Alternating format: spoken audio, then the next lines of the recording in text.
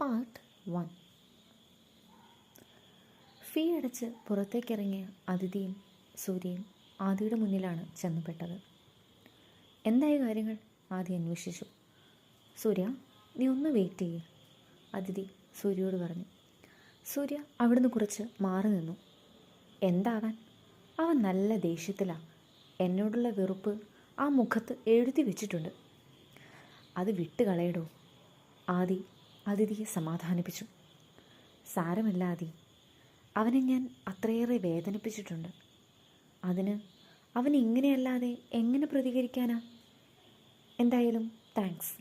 ഇത്ര വർഷങ്ങൾക്ക് ശേഷം എൻ്റെ ഒരു ഫോൺ കോൾ വന്നപ്പോഴേക്കും എനിക്ക് വേണ്ടി ഓടി വന്നല്ലോ, ഇത്രയും ചെയ്തല്ലോ.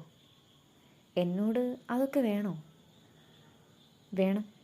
കാരണം അത്ര വലിയ സഹായമാണ് ആദി ഇന്ന് ചെയ്തത്. ആ കുട്ടിയുടെ ഭാവിയുടെ കാര്യമായിരുന്നു ഇത്. ശരി എന്ന് സ്വീകരിച്ചു. എങ്കിൽ ശരി, സൂര്യയെ ഞാൻ ഇവിടെ ഏൽപ്പിക്കുവാണ്. ഒന്ന് ശ്രദ്ധിക്കണം. ശരി, ആദി സമ്മതിച്ചു.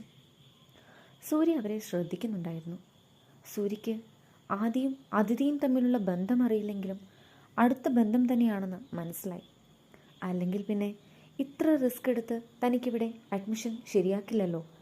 സൂര്യ ഇതൊക്കെ ആലോചിച്ച് നിൽക്കുമ്പോൾ ആദിയും അതിഥിയും അവിടെ എത്തി. സൂര്യയ്ക്ക് വിശ്വസ് പറഞ്ഞ് ആദി അവിടെ നിന്നും പോയി. ടീച്ചറിനെ ആരാ ശരിക്കും അത്? സൂര്യയുടെ ചോദ്യത്തിൽ അതിഥിയുടെ മുഖം മ്ലാനമാവുന്നത് സൂര്യ ശ്രദ്ധിച്ചു. അത് പിന്നീട് പറയാം. ഇപ്പം നീ ക്ലാസ്സിൽ പോകാൻ നോക്ക്. ശരി ടീച്ചർ. പിന്നെ നിൻ്റെ പഴയ കോളേജ് പോലെയല്ല. എൻ്റെ റെക്കമെൻഡേഷൻ ആയതുകൊണ്ട് മാത്രം നീ ഇവിടുത്തെ കരടായിരിക്കും. സൂക്ഷിക്കണം. പലതും നിനക്ക് ഫേസ് ചെയ്യേണ്ടി വരും.